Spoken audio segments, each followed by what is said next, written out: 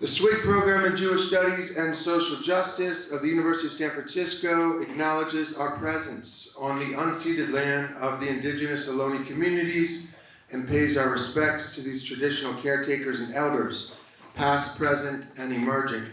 It is our intention that this acknowledgement plays a role, however small, in a much larger process of confronting the past in order to create a not yet realized future rooted in justice.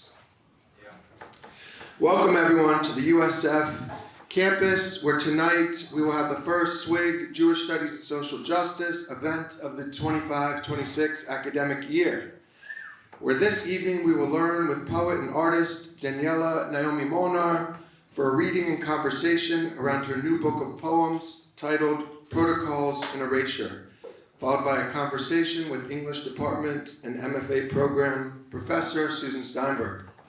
My name is Aaron Hahn Tapper, and I direct our SWIG program in JSSJ, Jewish Studies and Social Justice. And I want to begin by thanking JSSJ faculty and staff for helping organize this event. Thank you. Before introducing our program and our close dear friend Ann Germanicos, who will formally introduce us to Daniela, I'd like to take a brief moment to tell you about our extraordinary university and our exceptional JSSJ program. Founded in 1885, USF is our city's first university. Our tagline, "Change the world from here," is the real deal. With 8,000 undergraduate and graduate students, according to U.S. News & World Report, we're the #1 most diverse campus in the country in terms of racial and ethnic makeup. An educational institution where 1/3 of our undergrads are the first in their families to attend college, where we estimate that some 30% identify as queer and some 10% of our student body identify as Jewish. We have complexity on this campus. A premier Jesuit Catholic school, in 1977, we became the first Catholic institution in the world to endow a Jewish studies program. In 2008, we became the first university of any kind, Catholic or otherwise, to found an academic program formally linking Jewish studies with social justice. In 2019, we added yet another first to our renowned school's history by forming a new position on campus, that of Rabbi in Residence. Camille Shira Angel, who's here tonight, has been our rabbi since that time. In fall 2023, we launched another first, becoming the country's first, having the country's first graduate certificate in Justice, Diversity, Equity, and Inclusion, JEDI and JSSJ. And 2 years ago, we brought a second rabbi to campus who identifies as gender expansive, Chel Mendel. In the classroom, we offer a wide range of significant Jewish studies courses not found in other educational settings. Beyond the classroom, we offer unique events that are free and open to the public, like this evening's event. Through the JSSJ program, we believe that education is the best long-term way to create systemic change. Whether one has the time to take a semester-long course or a mere few hours to hear from a single speaker, education is fundamental to making our world better, paramount in shining the spotlight on the margins, on oppressed communities who are mistreated merely because of their race, ethnicity, religion, gender, sexual orientation, or another social identity altogether. The following are the other JSSJ events we're putting on later this semester. Next month, we're having our annual Open Doors Sukkot, where, rooted in this ancient Jewish holiday, we will build a temporary dwelling on campus on Welch Field between Kalmanovitz and St. Ignatius Church, partially in an effort to remind us of the transience of this world. We will also have a number of special events and programs in the temporary structure, called a Sukkah, between October 6th and 13th. Such as on October 7th at 12 p.m., in partnership with the Community Outreach Garden, we will serve food to anyone in need, food made with love by Community Outreach Garden students. And then on Wednesday evening, October 8th, we will host Hagar Cohen in an event titled Arab Jews, Community and Identity. 1 month plus after the holiday of Sukkot, On November 11th, we will learn with Torah scholar, thought leader, and spiritual activist Yiska Smith, who will address the spiritual practice of encountering the divine spark within and beyond, rooted in her latest book. If you'd like to learn more about these events or sign up for our monthly newsletter, there is a sign-up sheet outside with a QR code that you can use. Let me introduce Anne Germanicos briefly. Anne will then introduce Daniela. After that point, Daniela will read some selections from her latest book of poems. I'll come back up relatively briefly, very briefly, explain the second portion of our evening, and then get out of the way. Anne is a close friend of our program and many staff and faculty of our program, and a supporter of our program. And as someone who has worked in education for some 25 years, I can tell you that, and I know Anne doesn't want to hear this, but that's part of Anne's beauty, Anne is a gift. And she is one of the more modest, intelligent, giving people I've ever met in my life. Somebody who is a giver and shares what she has with so many people, so many educators, so many artists, and does it in such a loving way that it's really a pleasure always to be in her presence. So I'm going to invite Anne up here, who will introduce Daniela, our guest artist for the evening. Anne.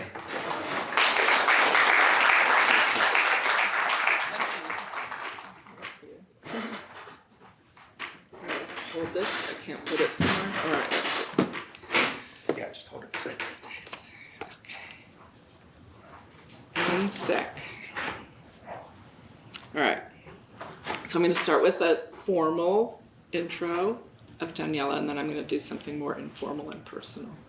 So, Daniela Naomi Molnar, is a poet and artist who creates with color, water, language, and place. Her art is created with pigments she has made from plants, bones, stones, rainwater, and glacial melt. Poems and essays are created alongside the visual art. The practices overlap and influence each other, creating new ecologies. Her art explores memory, planetary, cultural, familial, and bodily. These memories are alive in the present and have the potential to shape our future. She creates vessels, books, paintings, sculptures, installations in which these memories transform. Her debut book, Chorus, won the 2024 Oregon Book Award for Poetry, followed by Protocols and Erasure, Iron Press 2025.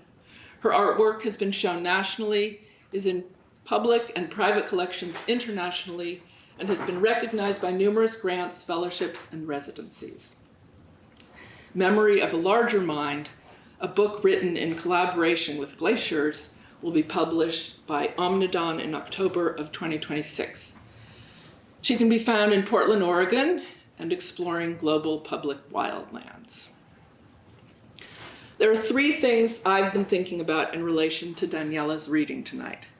First, I want to talk about intuition and following it, because that's how she and I met.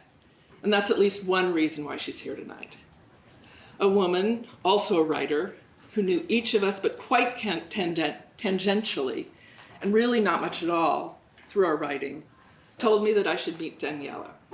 This was during the pandemic. This woman was in Maine on a Zoom call. I was in San Francisco, and Daniela was in Portland, Oregon. So I reached out, we met on Zoom, and pretty soon after that in real life, and that was probably 4 years ago now. Since then, we've collaborated on various projects, consider one another teachers and mentors, certainly I do, and have become not just friends, but something more, chosen family. This is all to highlight and emphasize intuition. Feel it and follow it. Next up, intergenerationality, if that's a word. There are 21 years between us, and that's a really useful thing, offering historical and cultural perspective and much other besides. Think of those other than your parents who are 21 years older than you. Think of those who are being born right now. One day you may have a relationship with someone being born today. Kind of incredible, right? And last but not at all least, in the book Protocols in Erasure, Daniela has done something remarkable. She has turned what's ugly and destructive, I would call it evil, into something life-affirming and beautiful. The new poems, together with the essays, are not just life-affirming, they are alive. I'm sure you're aware of how precarious certain aspects of our world are right now. Turn what's evil good, what's ugly beautiful, turn death into life. I know you can do it. And now Daniela will show you in detail precisely how it's done.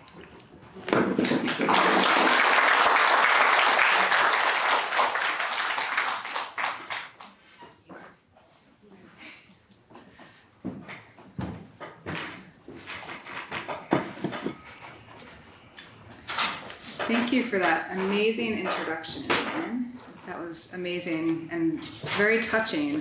And thank you all for being here. I'm really glad that you chose to spend this evening here.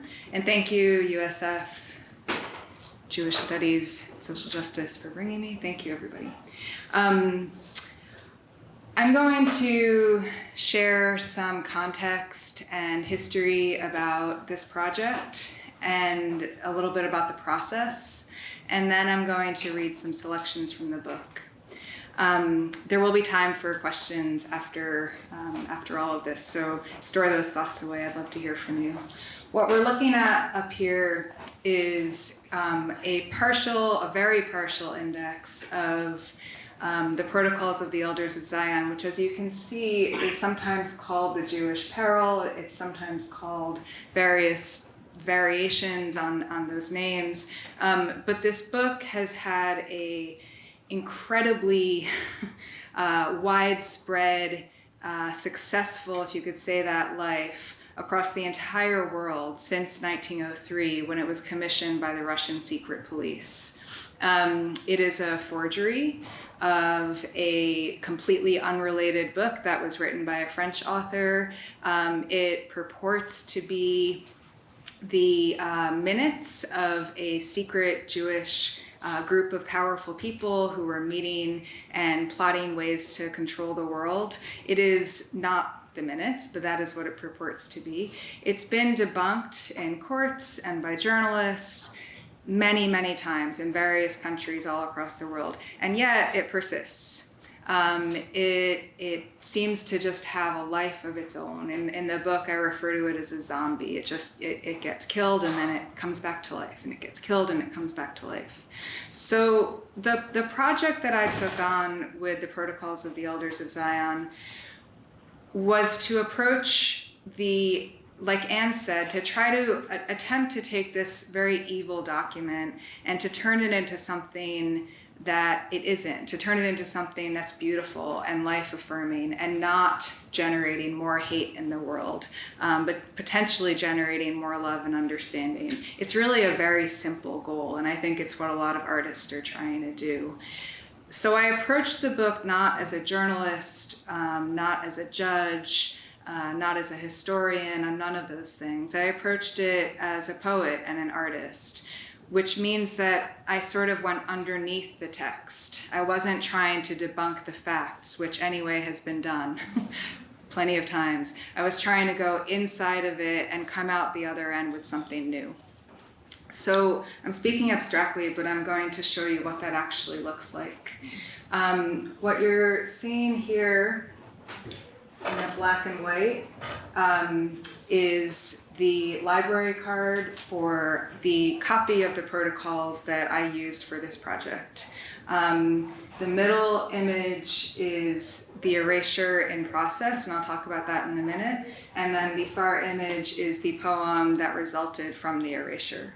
So when I started this project, my goal, my idea was to take a book, a copy of the protocols out of a public library, completely deface it, and then return it. I couldn't find a copy of the Protocols of the Elders of Zion anywhere near Portland, Oregon, which is probably a good thing. But I was able to find a digital copy, a PDF, online in, half a second. So I found this copy from the University of Illinois Urbana-Champaign, which apparently was taken out of circulation in 2010, but up until 2010 had been in circulation. I found a PDF, I printed it out, and then I began to work with that document. Erasure poetry, unlike other forms of poetry, doesn't begin with a blank page. It begins with a text. And it's a fairly violent thing to do to a text. I don't think that most erasure poets are approaching a text that they love and then, changing it around to make a poem from it. Usually it's something that poets do to try to undermine the text's original intent. So that's what I'm doing here in the middle image, where you can see I'm blacking out words with a Sharpie. And then the words that remain form the poem. So what was a library card ends up reading, "This material is responsible for theft, mutilation, and dismissal from center," which is not what the library card said, obviously. This is another image from the erasure process. That drawing appears on the book's cover. I find it captivating and horrifying, and it recurs again and again throughout the poem. This image of a serpent. You can perhaps see there's a serpent swallowing its own tail, the Ouroboros, which is actually a sacred symbol in many cultures, but is being used here in another context. But what I want to point out, especially in this image, is how much I'm taking out. Almost none of the text stayed. So I really am trying to get rid of as much as possible and to find something else that's there, but I'm not adding anything. Someone pointed out to me recently that I added parentheses, which I did. I added a punctuation mark, but I'm not adding any words. So every part of the poem that results was there already, and you can see the poem that results over there and how spacious it is. There's a thread that I'll read about in the essay in a moment about the relationship of Judaism to nothingness, and how much, what an enormous role this idea of nothing plays in Jewish mysticism and thought. And so I was thinking about that a lot as I was creating all of these very spacious pages. This is towards the middle of the project. Those pages I showed first are at the beginning of the book. So you can see things are getting a little messier here. You can also see that I'm moving words around. So this is a deal that I made with myself. About 2/3 of the way into this project, I wake up and I write. It's the first thing I do in the morning. And I just felt like I couldn't keep doing it. It was pandemic times, there was tough stuff going on in my life, as there was for so many of us, and I was waking up and facing this hateful document every morning, and I just felt like I can't keep doing this, but I wanted to finish the project. So I made a deal with myself that I wasn't going to add any words. I was going to stick with the erasure rules, but I was going to allow myself to move words around on the page. So what you see there, that form, that poetic form, is something I created. It's not the order that the words appear in on the page. And that to me felt like a reprieve, because I could make different meanings with the shape of the poems, and it felt like it gave me some creative reprieve. What I want to point out on this page is just how many times the word power occurs. So if you read the poem, you'll notice that the word power repeats and repeats and repeats and repeats. And I kind of think of it as this drumbeat within the poems. It's not really meant to be read like syntactically, like it often doesn't fit in the flow of the sentence. It's more of like this sonic beat in the poem. And I didn't add a single instance of the word power. It recurs again and again and again. And it became really clear from the beginning of this project that what the Protocols of the Elders of Zion is actually trying to do is give the reader power. It's really not even about specific types of hatred, although it is. the ultimate goal of the book is like, dear reader, you feel scared, you're confused by the world, and here's a way to not feel scared and confused. Here's a source of power. And that's really what conspiracy theories do. They give us a sense that the world is simple enough to understand, and that we can do it with this theory. So the word power recurs in the text and recurs in the poem because I'm trying to draw attention to the idea of power, and really the overarching idea in the poem and in the essay and the entire book is like, what else can power be? What else can it be other than this form of oppression and this form of hatred and this form of control? So you can see here that the form is changing into this serpent's tail, and I'll read a bit of that poem in a bit. So I started out this project thinking that I was making a book that was primarily social and political. And I think that if I had realized how personal the project would become, I probably wouldn't have done it. And I think artists often trick themselves into projects that way, because I think on some level I knew. But I didn't realize how personal it was going to get. So what you're looking at here is an image of my grandmother, Rosalie, who's in the center of this photograph, her parents on either side of her. And this photograph is taken in Cluj, which is in Transylvania, which at this point was part of Romania. So all four of my grandparents survived concentration camps. Both of my grandmothers survived Auschwitz. They all lived through the war, returned to what had been their homes. They were extremely broken people at that point, and then they immigrated, eventually ending up in New York City, which is where I grew up.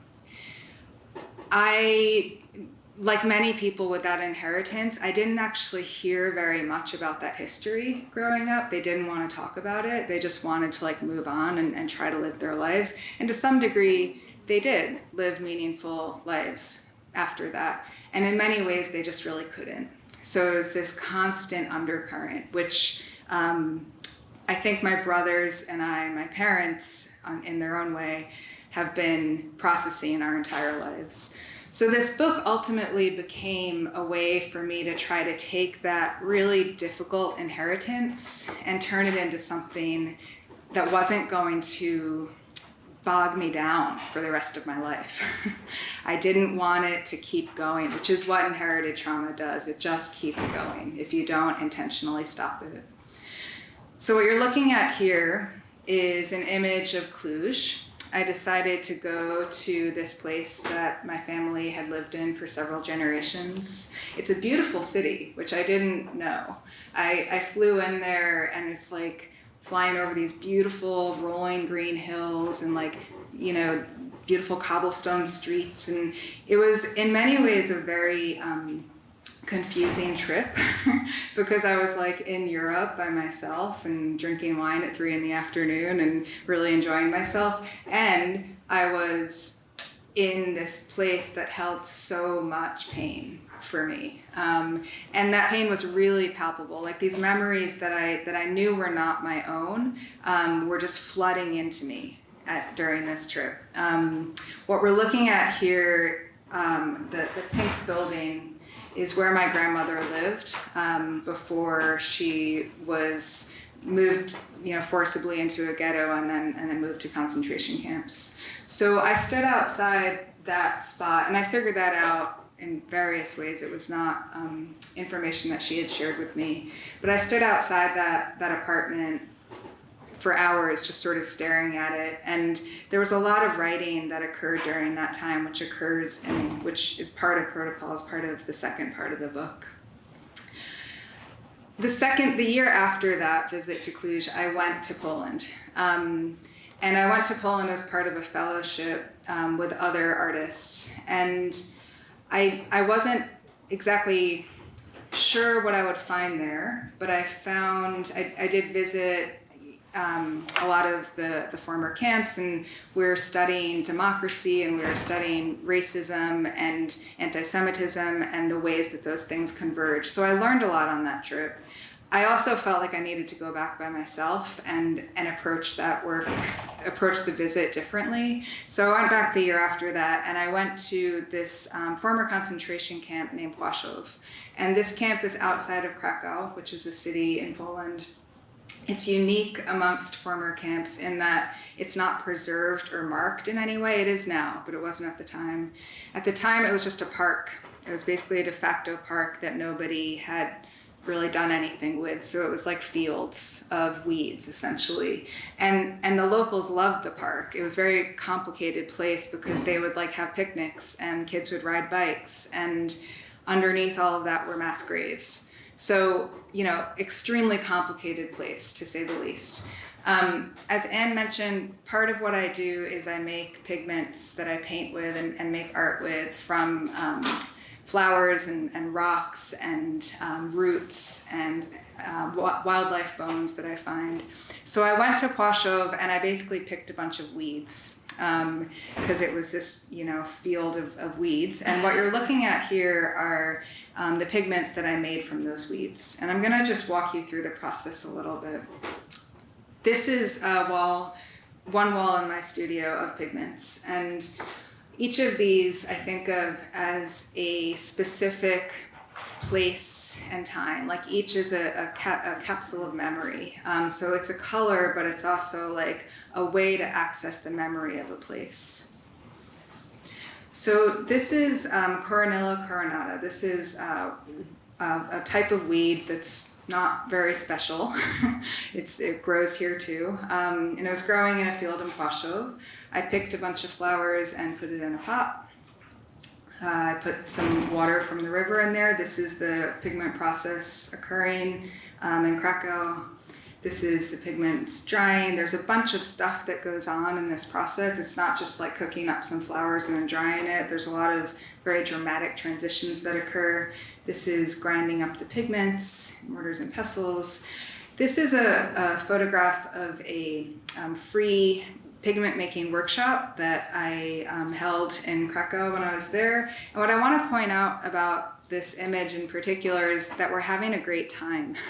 And this is, I think, one of my happiest memories and I think really encapsulates the experience well, because a bunch of young Polish people showed up, primarily young people, because I think people are reckoning with their own inheritance. It's a difficult thing to be on any side of this history.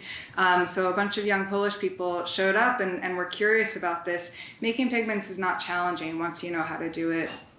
And once you get into it, it's really fun. And what happened in that workshop was not just that we learned how to make pigments, but that we all sort of collectively went through this process together of talking about the memories we'd inherited, or not talking about them, but just feeling them, and then coming out with something completely different at the end. This is water from this is the Wisła River. This is the pigment that resulted from that purple flower.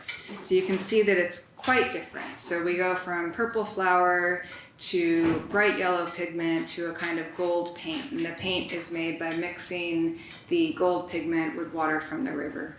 So in that process of transformation, I think it's visible here and it's hopefully feelable in the text. This is what I try to do as an artist, regardless of medium, is move from something that's painful and full of violence to something that's beautiful and full of love.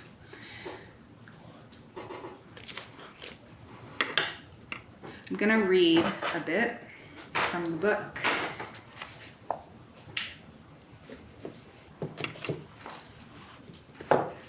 And by the way, I'm telling you about the project in Poland because it's all part of the same project. The last few years have been this book, another book, a bunch of paintings, installations. They're all part of the same project.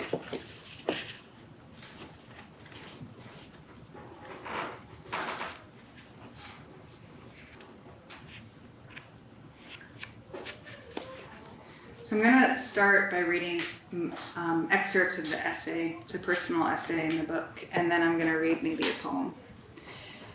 I'm driving alone on a dusty, rutted back road in the mountains of eastern Oregon when my momentum is stopped by a pickup truck idling in the middle of the road. A man with a long, arched hunting knife is stooped next to the truck. He glances up, raises a hand to me in quick apology and expression of thanks. He's at the edge of the road, using the tip of his knife to poke at a snake. The knife is burnished steel. I know what's going to happen next, and I don't want to see it happen, so I double over, my face buried in the passenger seat, moaning and cursing. I want to stop this man from chopping off this snake's head. I want to exit the safety of my truck and try to stop this armed man, twice my size, miles from self-service, miles from another human. I recognize this as foolish, so I prioritize my own safety and let the snake be killed, burying my own head as the snake loses hers. When I look up again, the man is dropping 3 limp, heavy sections of snake into a beige plastic grocery bag and climbing back into the truck. He pulls over so I can pass, smiling and waving. I drive by him, stony-faced, not making eye contact, furious and helpless. When I get back to town, I'm having a drink with a friend and I tell him what I saw, knowing he'll share my horror at the snake's pointless death, a creature who was just crossing the dusty road to get to the cool river. My friend's eyes remain impassive as he listens to my story. When I'm done bemoaning the injustice, he tells me that the man was going to eat the snake, that is just what you do when a snake crosses a back road. You chop off its head with a shovel, preferably, or a knife if no shovel is handy, and you fry it up and eat it. Stunned, I ask him if he's ever done that, chopped off a road snake's head, fried up its body and eaten it. He barks a laugh, as if I've just asked him if he's ever drunk a cup of coffee or eaten a sandwich. Yes, he laughs, of course. He's just as shocked that I haven't.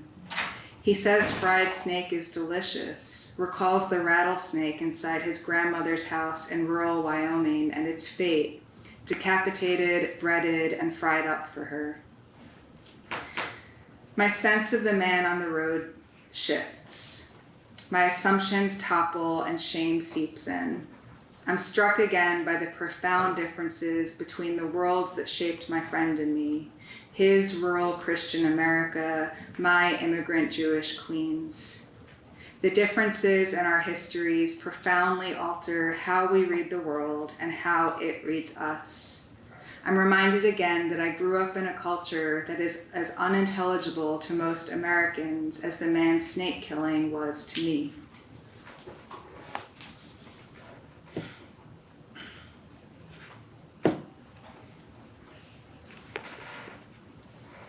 Carl Jung believed that what is left unconscious will be experienced as fate.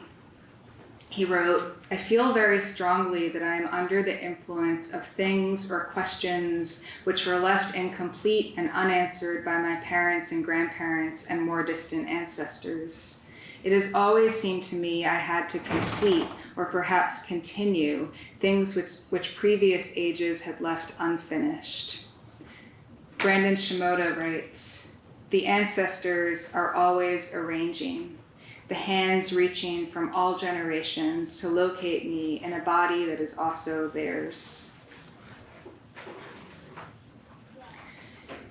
In Jewish mysticism, everything in the world is yesh, which Rabbi Lawrence Kushner describes as isness, beingness, anything that has a beginning or an end, that has spatial coordinates, that has a definition, that is bordered by other things. And it's not just material reality. Love has a beginning, it has an end. You and I are yesh. Everything is yesh.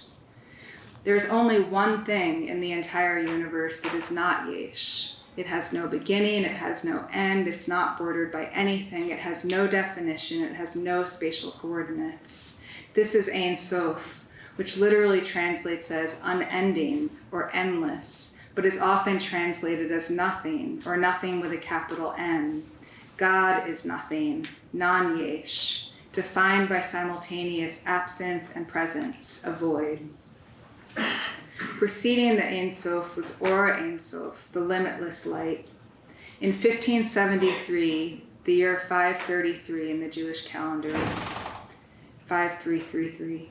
Rabbi Chaim Vital wrote of the Or Ein Sof.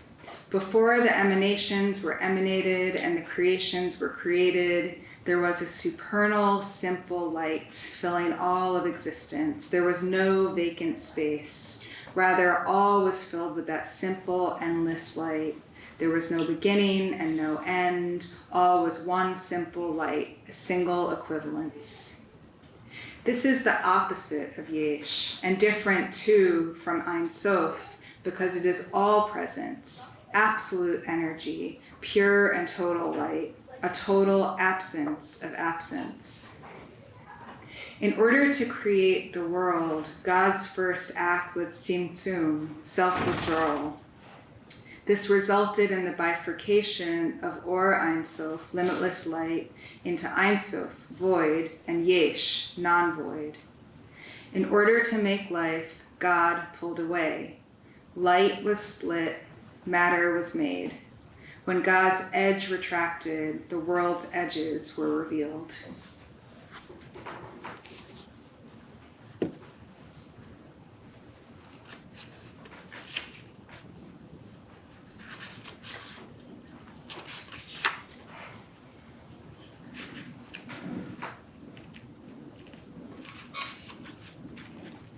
Near the end of her life, Rosalie was interviewed as part of a nationwide effort to document the stories of Holocaust survivors.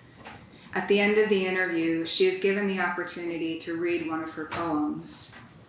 Reading the poem makes her cry, the only point in the interview during which she shows overt emotion.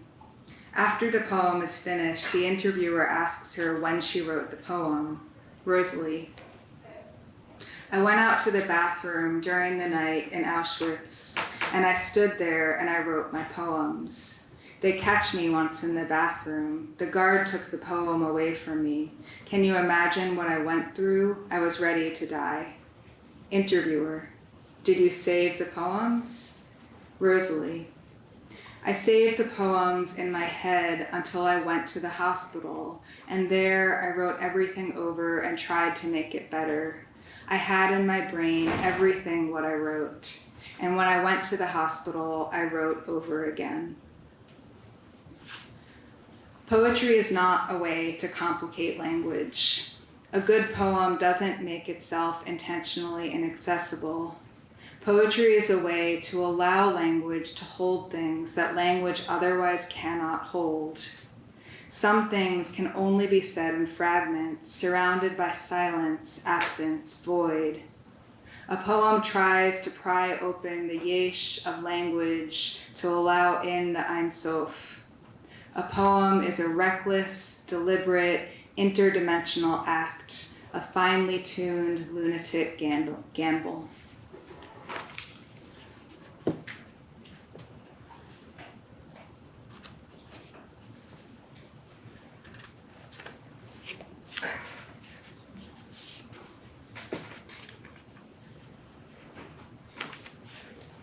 When Einstein published his theories, many greeted them with confusion. Confusion is uncomfortable. Most people tend to resent it and see it as a threat, a problem to be fixed. Confusion about Einstein's theories quickly gave way to resentment, with dismissal following close on resentment's heels, all powered by the cheap and ever available fuel of bigotry. Einstein's science was Jewish science, and Jewish science was a plot. The Jewish scientists would confuse everyone, upset the natural order of the folk, destabilizing the world so they could subsequently control it. Einstein's Kabbalistic magic concocted a universe in which it was impossible to say with certainty where you were or what time it was. You could only describe space or time in relation to something else, and that something else could only be described by its spatial or temporal coordinates in relation to you. Clearly, this was nefarious lunacy, a trick of those secretive, powerful Jews, that familiar, durable script. In contrast, the Nazi worldview was one of absolute, objective truths, a world made of clear and impermeable edges, firm boundary lines. These truths were embodied and understood by a master race whose members exemplified the ideal, truest human form.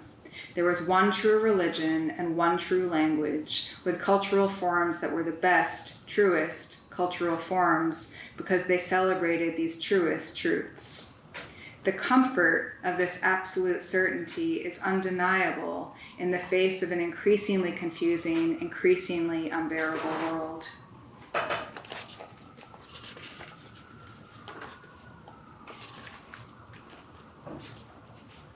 Care is infinitely messier and harder than a calcified belief system which obviates the need to care.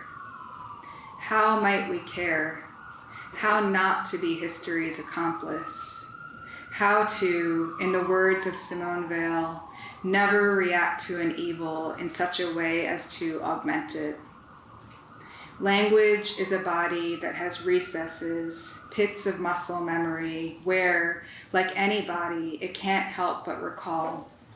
I try to extract the mute glimmers, to give them a new, spacious body through which to speak. In the wilderness where I'd met the man and the snake, the desert rocks around me were orange, brown, and pink, ossified skin compressed by time and light. It was sunset, but I was restless, so I parked and hiked a few fast miles to the remains of ancient homes, built of rough rectangles of chipped, ruddy stone stacked against the caves. The bygone dwellings perch atop the cliffs, overlooking rolling juniper valleys. All the homes are oriented towards one large, deep blue, triangle-shaped hill over which the sun was rapidly setting, a blazing orange circle against the peak's angular blue. The dwellings, the mountain, the sunset, the hill, my body, the shifting colors, the petroleum fueling my truck, transience and permanence. Though I just sat a long time not wanting to write that last word, because what is permanent? Ein Sof perhaps, and perhaps the dark light of horror that continues to move without limit or scope. The earth erodes, preserves some vague concavities. The earth, you and I, are the force of nothingness amplified to form, absence as presence. Whatever truth finds life is fast, as in fleeting, as in indelible.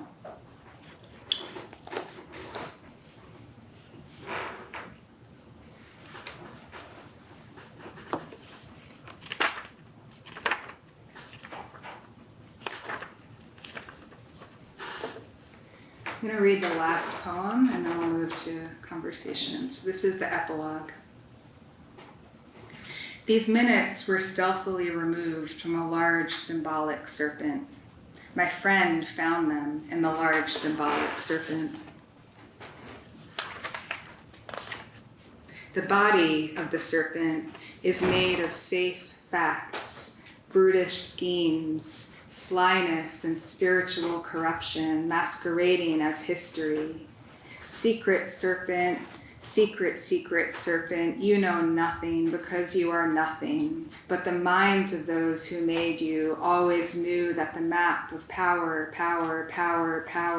has no apparent plan, always knew that it's a short distance from fact to a system that keeps the mask indulging fact, keeps power seeming like a super secret mode, kept in strict isolation, to keep its secret serpent head curving toward its own secret tail, a round devourer. Secret serpent, oh, your decoy heart, made by brutes, always ready to return to the low, closed map they've made of you, always ready to encompass and chain and circle your mosaic of blind eyes, to make of you a secluded universe, to screen power from apparent reach, to keep your head indivisible from your tail. In this system, a circle is a conversion. It can't move, it can't ask. So the serpent, obedient, instilled, traverses the earth, driven by the extent of its apparent purpose, its intensified reign, an unlimited lever of power. The serpent passes over its course, cleverly converting all material life, light, beasts, storms, bloodhounds, whole herds of mysteries, to gold, all to gold. So now possession and order, now an army of unregenerate reason, now the useful appearance of hatred, independent of fact, now a system of power rushing with stupendous rapidity across the earth, dissensions, wars, rumors, famines, epidemics, earthquakes, cannot disrupt consciously or unconsciously its very useful control. Bloodborne, bloodborne, ears to hear, eyes to see, eyes to storm, ears to chain, hands to pay, hands to prove, hands to heart, hands to eyes, hands to ears, blood to heart, blood to storm. Is the form of existence unlimited freedom, or is the form of existence stupendous suffering? Is the end the same? Certain light, certain reveal of lost form, certain unlimited freedom, finally bonds, belongings, time, labor, history, body, all material life forgiven. Really, really, a heart can enter history, or a body, as accomplished fact. It can lose count of its debts, be indebted only to its eyes and its ears, independent of any properties or leaders, independent of humanity, our quarrels, debts, and doubts. A worthy mob of consciousness lives inside material life, has its own history, its own blood. It's a secret as open as the hand, the hour, the day. The extent of nothing is the extent of now.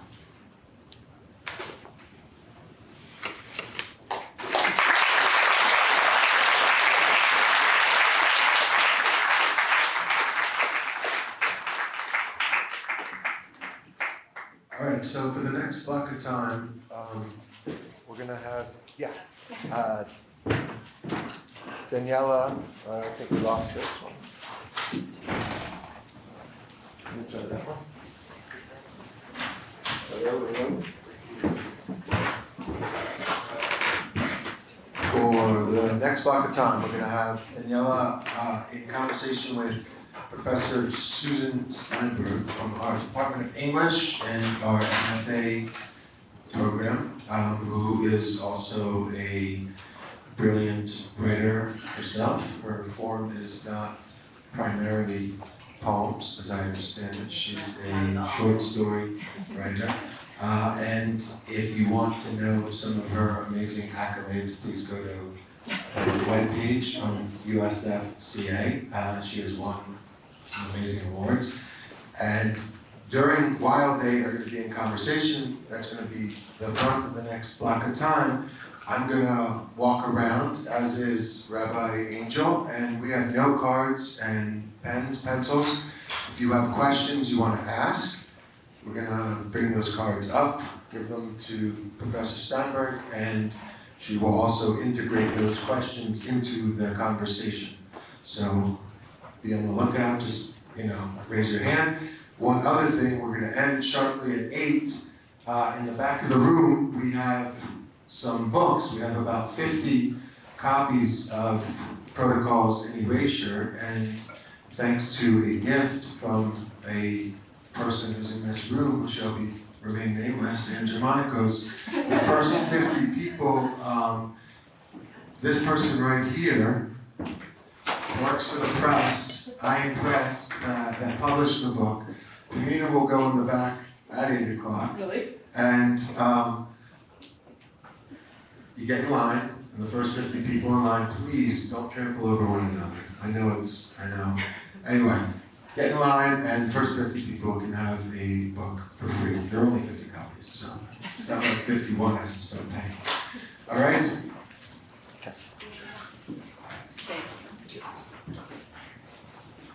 Hopefully. Can you hear me okay? Yeah. First off, thank you so much for that reading, and thank you, Erin, and your department for inviting me to be a part of this night. It feels like a real, I don't know, like treat for me.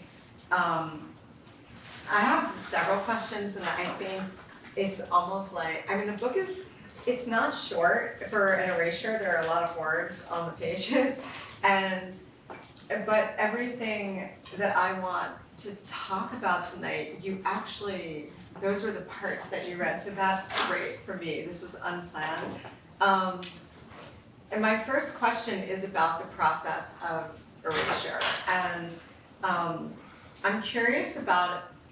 more curious about the process than I am in the product in general with erasure, and more so very much so, I should say, in your work. In large part because when you're dealing with erasure and elimination and talking about the Holocaust, I wonder what happened to you sort of emotionally as you were doing that. You talked about, and I also made a note about the word power appearing so many times on the page, and you say, well, they want the reader to feel power so they can sort of join in this belief in this like a conspiracy theory. I'm wondering if you also felt empowered by taking away a lot of the words, and just what happened to you as part of the process. Thank you. Yes is the short answer. I was at some points having a lot of fun, like just destroying this document. And that surprised me, because writing poems is many things. It's sometimes laugh out loud funny, but it's not often like, this is great. Like, it's pretty hard work usually, and it's a certain type of focus that can look kind of sad or serious from the outside. But I think one of the good and welcoming things about Erasure, and I would encourage you to try it if you're the least bit curious, is that it's in some ways a little easier than starting with a blank page, because you're starting with something that's there. And in this case, there were some mornings where it felt like, why am I doing this to myself? This is no fun at all. Partly, I will say, because the writing is so horrible. Like, the message is horrible, but it's been translated and retranslated so many times that the writing is also horrific. So it's an insult to read on many levels, but there were certainly mornings that I woke up and did it, and I was like, this is great, I'm having so much fun. And I would like make little notes in the margins and jokes to myself and like make fun of people, and there were moments of levity for sure. So you're having a conversation with it. I felt like it was a one-sided conversation, which is what I wanted. Like, okay. Yeah, You don't talk, I'm talking. Yeah, like you be quiet, you've done enough. Like, I'm in charge here. It's so interesting because you say, I'm not gonna quote you perfectly here, but that art for you is taking pain and violence and turning it into something beautiful and full of love. But the process of erasure and of elimination of words is violent.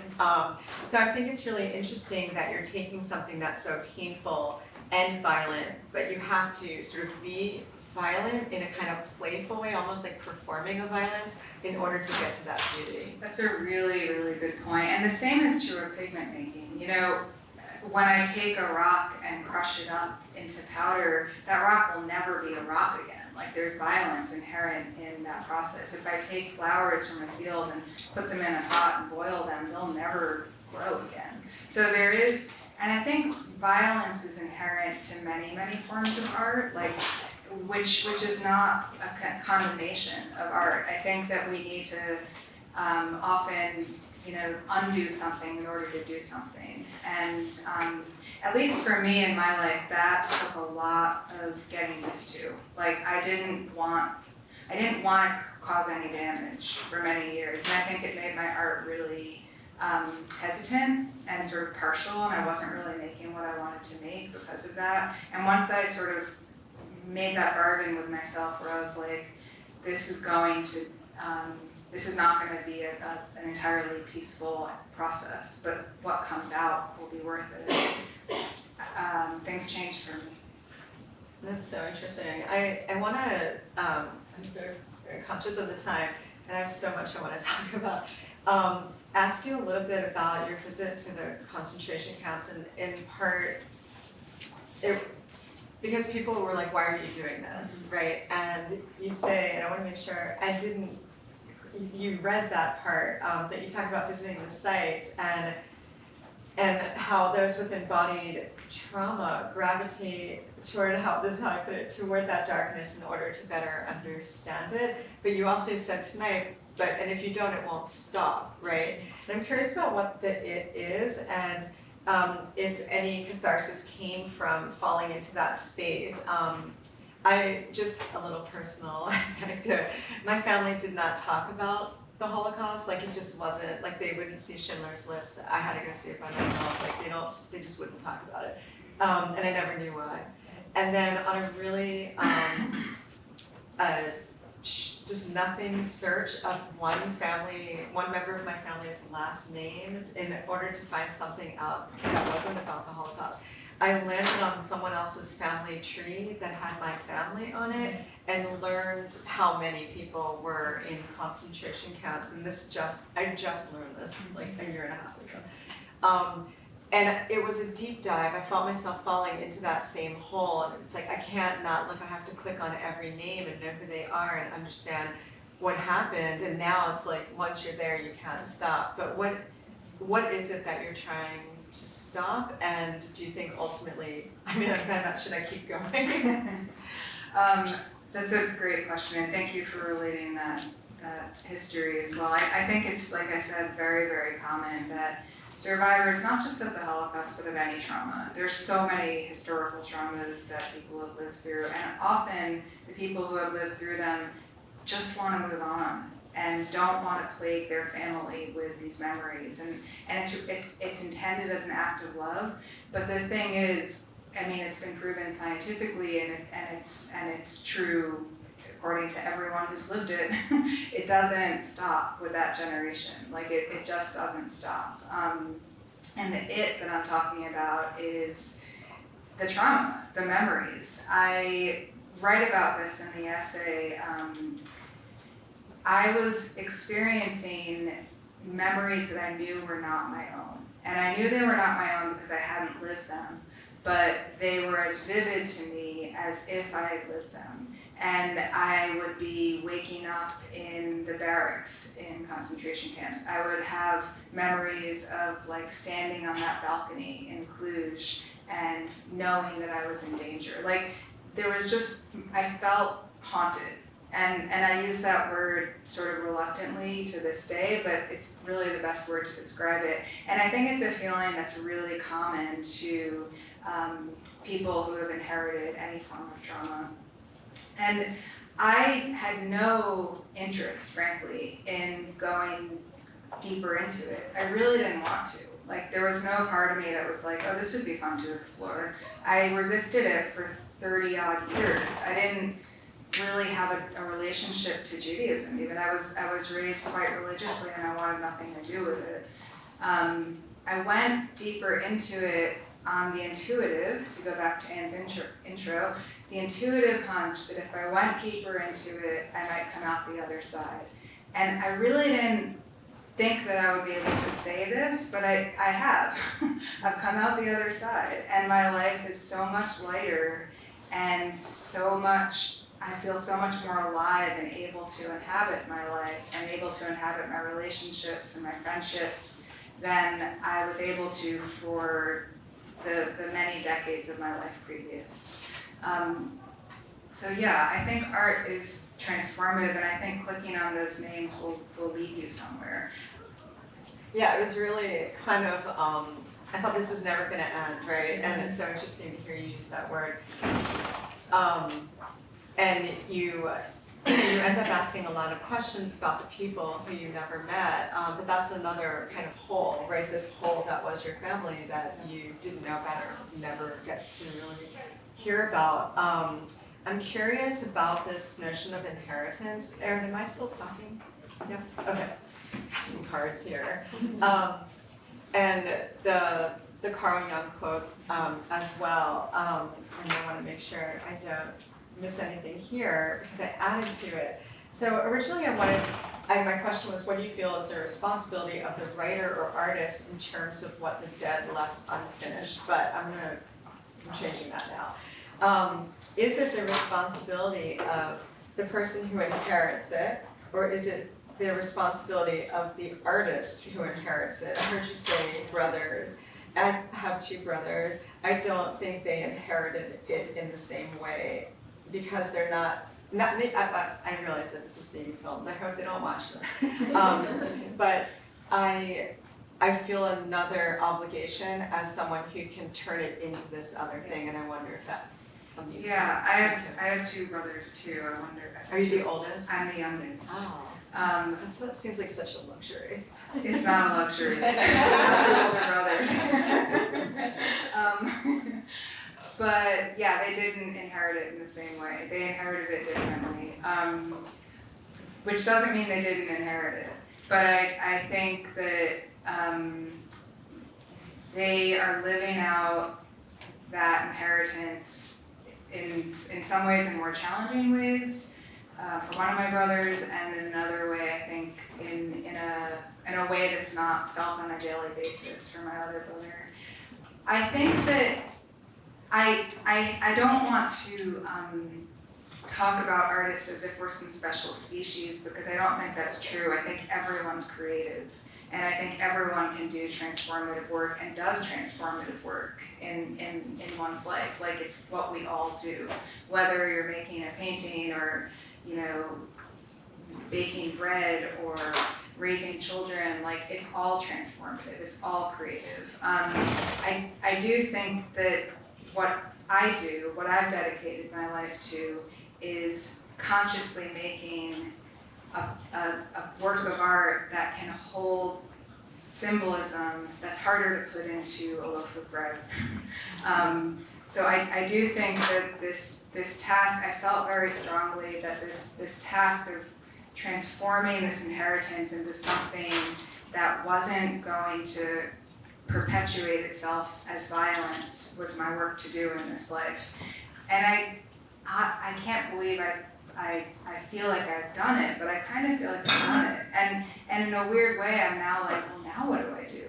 Like, You have to do it again, right? I guess so. I'm still figuring that out. I mean, one of my questions was, what are you working on now? So, like, what do you do after you do this hard work? Yeah, I mean, what I'm working on now is I said this is part of a larger project, and the book that I wrote, that Anne mentioned, that I wrote with glaciers, is also about memory. It's about the inheritance of memory, like from the earth, not so much from humans. So that project is still very much ongoing, and it's a bigger lens. And I'm working on a lot of visual art. The image of all those pigments that I showed is going to be part of an exhibit in a year and a half, which is a big show, so I'm working on that. In Oregon? Yeah, it'll be at the Oregon Jewish Museum in Portland. Okay, so, well, that's a perfect lead into what might be my last question, and then I'll let you all have your questions. And I wasn't anticipating this one, but a former student from the MFA program in creative writing here, who's now teaching, texted me yesterday and said, I have a question. Do you consider yourself to be a Jewish writer? And this has to do with the class that she's teaching. And I was like, automatically, I'm like, yeah, of course. But then I was like, wait, I'm not sure what that means. I said, I consider myself to be Jewish. I consider myself to be a writer. They inform each other, but now I need to know what a Jewish writer is. And so I'm wondering if I can ask you that question. You can ask me that, and I'll do my best. But I think, Erin, we were talking about this over dinner before this. Like, Judaism is not a religion in my mind. I'm not an especially religious person, but I don't feel like I can ever not be Jewish. I feel the exact same way. Because it's the culture, and it feels to me like more of an ethnicity and a culture that I am. So even if I wanted to separate myself from that in my art, I don't think I could. So I think that I am a Jewish writer. It would kind of be like saying, am I not a woman when I write? Like, I'm always a woman. Like, am I a woman writer? Like, I don't love these labels. I don't think they do us much good, but I am those things, so. Right, you can't, and I feel exactly the same way. I feel like I answered her question correctly. Now you've validated that. So I'm gonna turn to some of these questions from the audience. Does it seem like a good time, Erin? And they're just gonna keep coming. Thank you all for so many good questions. I love this one. Wow, all right. Do you plan on using flora from from concentration camps or other concentration camps to use for pigments in your projects? Yes, and also from other sites of historical violence. So a lot of my work for many years was focused on glaciers, which I've mentioned a few times, but on the sites where glaciers have already receded from, which is rapidly growing. So in those sites, flora, rocks, wildlife bones, those all become pigments. What I'm really interested in is these sites of historical violence and what's happening in them now that can teach us about the present, about the past, and about the future. What's unique about Płaszów, as I mentioned, is that it's just fields. A lot of places that were concentration camps are concrete or brick, or have been turned into that as museums. So not every former concentration camp would offer the plethora of needs that Płaszów did, but I am really interested in visiting former sites such as that. I'm in a few weeks I'm heading to, I live in Oregon and Portland, and the Japanese incarceration camps, I would call them concentration camps, but there's one in Eastern Oregon that I'm visiting that I'm hoping will still have some leads I can gather and make pigment from, but that's really where I'm focused. So moving like slightly in a different, well, maybe not so much. You mentioned this book originally being social and political. Do you consider yourself to be an activist? And do you consider this work to be a work of activism? Thank you. And then it says, thank you. Well, thank you, exclamation point. I was very keen to be an activist in my teens and 20s, and I was in activist communities in college. And I also was not very good at that form of activism, by which I mean I get really overwhelmed at protests. Like, it's too loud, it's too much, I feel like I just shrink. And it took me a long time to admit that to myself because I wanted to be able to do that work better. But I'm really not cut out for it. And what I am cut out for is making art.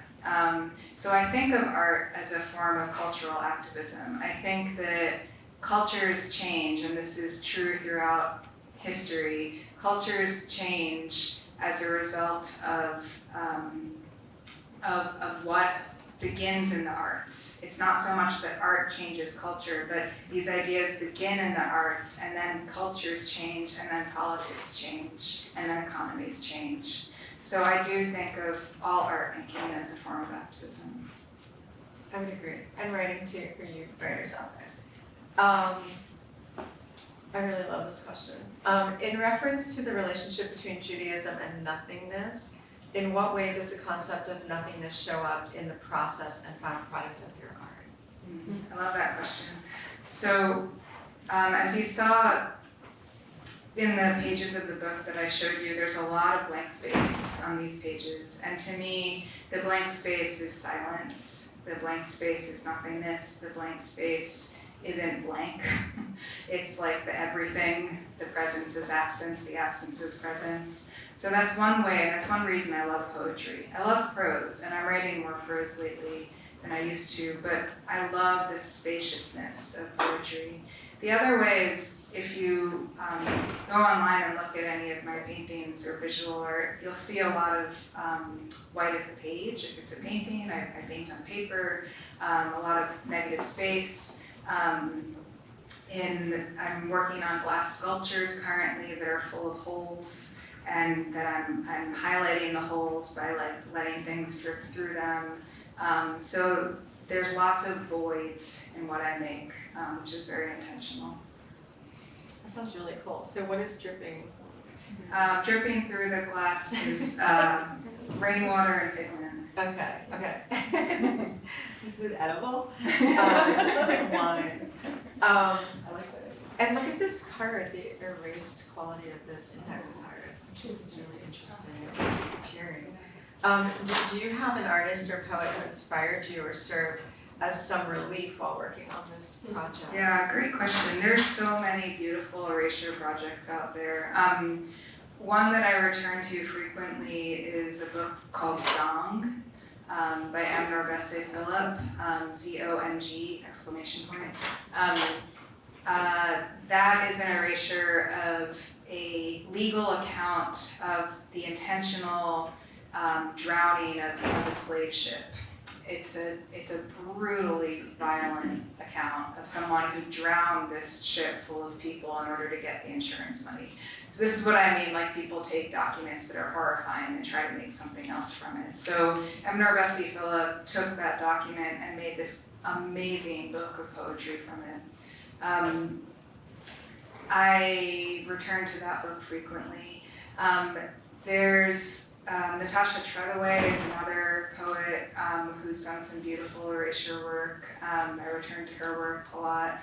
And then there's less overtly political texts that I looked at. Like there's a book called A Humument, which is a beautiful erasure. Sometimes erasures preserve the original text, like, and reproduce it in the book. So in A Humument, it's like the original book is there, and the author like painted over and drew over and put glitter and markers over. So it's like visually quite an amazing achievement.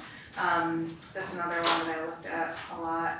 In terms of visual art, I'm always looking at a lot of different work as frequently as possible, but often it will be a little more random, a little bit less driven. I'll just sort of look at what my friends are up to, or go to a museum without knowing what's on. I feel like visual art, it's really easy to find this presence of absence in just about any work. Yeah, I think in visual art, there's a sort of allowance of silence. And in writing, it can get really, really noisy. You want to keep filling the space with words, and that's a really good point. All right, so can you speak more to how you see the bodies of our ancestors living within our own bodies? And it says not genetics, but the silenced stories. What a great question. I won't talk about genetics, especially because I'm not a geneticist. But I did find that researching the science behind it, it's partly because I'm a little bit trained in science and biology and botany, but partly because it was helpful for me to know a little bit of that to talk to people who are skeptical about it, because we tend to believe science in this culture. And there's a lot of interesting research on intergenerational inheritance and epigenetics. But the ways that I see those inheritances showing up,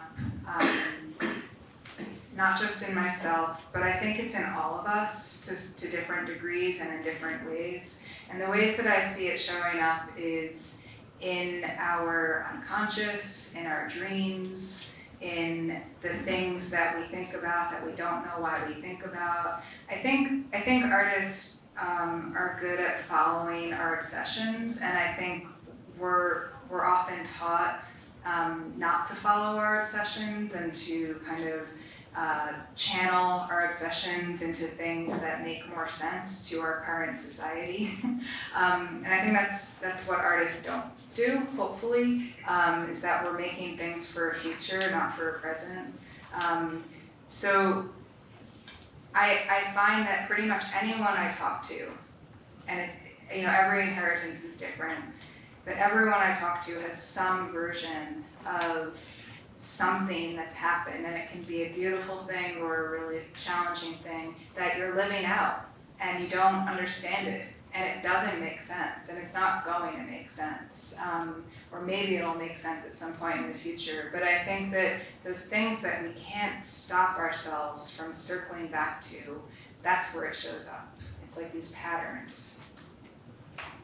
So obsessions. But and there's like obsessions that are really unhealthy, and we want to work through with support, etc. And then there are obsessions that are like, why am I so interested in that thing? And like, why can I not get over that color?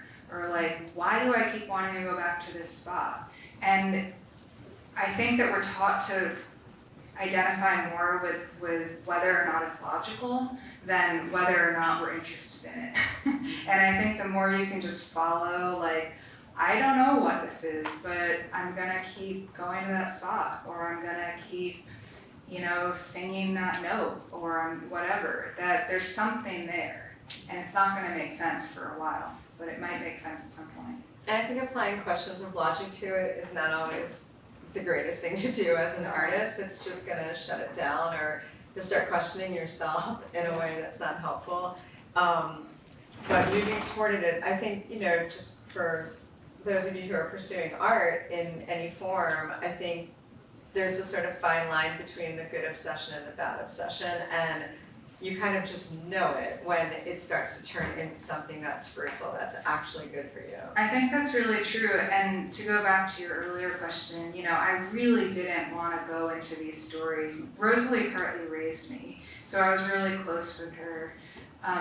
But she died many years ago. I did not want to go back into her story. But when I went back into her story, what I found wasn't more pain.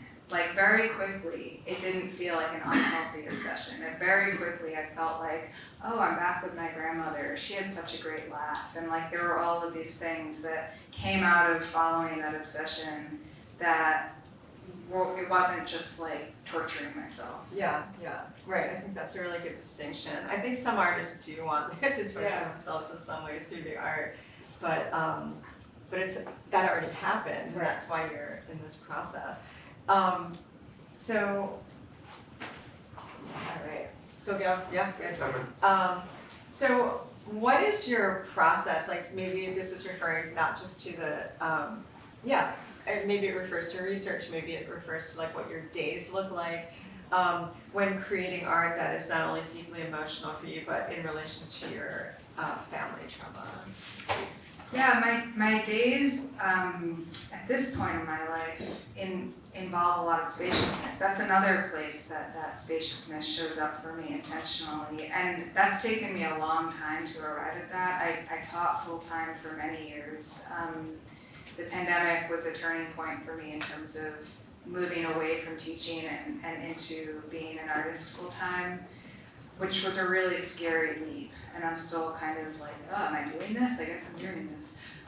But allowing that spaciousness into my life has been really, really crucial for being able to produce anything. I felt for me, teaching and making art were at odds with each other, because I was giving all of my creative energy to my students, which was rewarding, but it was also time for me to move on. So the spaciousness looks like a lot of work and focus. And sometimes it looks like I'm not doing anything.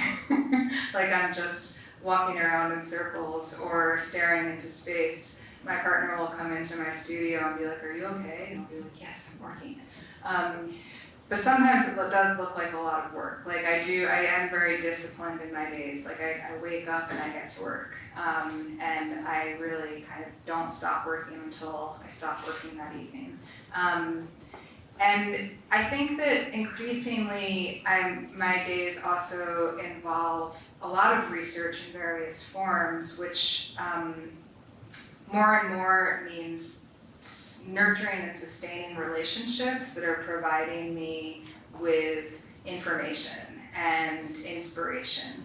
And that means human relationships and also relationships with other than human entities. So like, you know, when I visit a particular spot, I'm nurturing a relationship. When I talk to a person who's inspiring me in some way, I'm nurturing that relationship. So I think increasingly I'm understanding my work as a community affair, where it used to be something that I was trying to do like internally. And I think that's a very damaging myth about artists, that our culture, it's a very new idea. This idea that artists make things from inside of ourselves, like that's like maybe a 200-year-old idea. Artists were always understood as like voices of the community who were in contact with ideas of the community. So I find that myth very lonely increasingly, and I'm trying to intentionally move beyond it. So I have a question here that I've been resisting, even though I really want to talk about it. So I'm going to show it to you, and you can just like signal to me whether this is a good time for it, or maybe we'll just talk about it in a smaller group. I can do that. Okay. Because it's huge. It's a big one. How does God, religion, spirituality show up for you, and how do you conceptualize God? I think this question, it might not have I've never been asked this question directly, and I wonder if it's because we're at a university that privileges that sort of questioning, so I appreciate the question. Like I said earlier, I'm not a very religious person, and that's probably because I grew up in a really religious household, and it didn't work for me. It felt like a lot of discipline that was being imposed on me, and I don't thrive in that format. But I am deeply spiritual in the sense that I feel like like I said earlier, the things that I've figured out over time that I'm trying to do with my life have very little to do with me in most senses. Like, I'm so disinterested in, making a name for myself in the world. The things that I'm trying to do are about ancestral inheritance and the inheritances that we all have from the earth, and taking these big, nebulous, spiritual themes, running them through this like filter of whatever myself is, and then turning them into something else. And to me, that's a sacred act. Like I don't think that art is anything else. I don't think of it as a way to make money. I don't think of it as a way to, put my ego on display. Like I'm interested in art as a spiritual act. And when I'm doing it right, which is certainly not every day, unfortunately, but when I'm doing it right, it does feel like there's some sort of contact with divinity. And I couldn't describe what that is exactly, but it does feel like it's something much larger than me that I'm working with. Such a good question. I just want to thank the person who wrote that question. I think it's very cool. So are there other books that you want to transform with, it says with your poetry, so I'm assuming that might mean with Erasure as well. I started working on another Erasure project, and then I put it away for now. But it's a really fascinatingly weird book that was written by two British biologists in the 70s, and it's about birds. It's about birds in flight, specifically. And I think part of the reason I didn't keep going with it is that I kind of love the authors. Like, I don't know them, but I feel too bad erasing it, but I want to erase it because it's the language is so weirdly, like, stunted, and they're talking about flying birds. And I want to make the book into something that's not stunted. And there's also gorgeous photography in the book. So my idea was to try to make these, take the words and make them more fluid and flighty and alive, and then get permission to reproduce the photographs. Maybe it'll happen, maybe not, but that's the one that's been fascinating me. I think we should go back to it. I'll also give you permission to completely erase the book that I'm currently working on. Starting with my name. I think we have time for one or two. Okay. So this is a two-part, and I want to know, I'm going to ask you the second part, which is how did you keep yourself motivated to finish? So you said you'd wake up and you'd be like, and I get the same way with my own writing. I wake up some mornings and I'm like, I don't know if I want to be with you today. You know, like you're kind of on my nerves. The characters are just like, not in the mood. So what kept you going? Like, was it your responsibility? Was it the Yeah, it was a sense of responsibility to my family and the family I've never met. And I'm also really stubborn.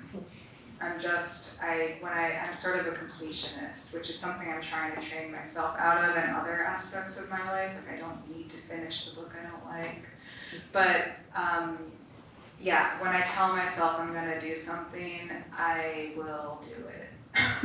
And does your family read the work? Do your brothers read your work? My brothers don't. One of my brothers might read this. I was terrified of my parents reading this book. I told them they don't need to read it and my feelings wouldn't be hurt, but they both decided to read it. And I was terrified because I was writing really very directly about our family in a way that's not always flattering. Like, I'm not saying anything intentionally negative, but every family has its ugly stuff, and that stuff comes out in this book a little bit. They read it, and we're still doing okay.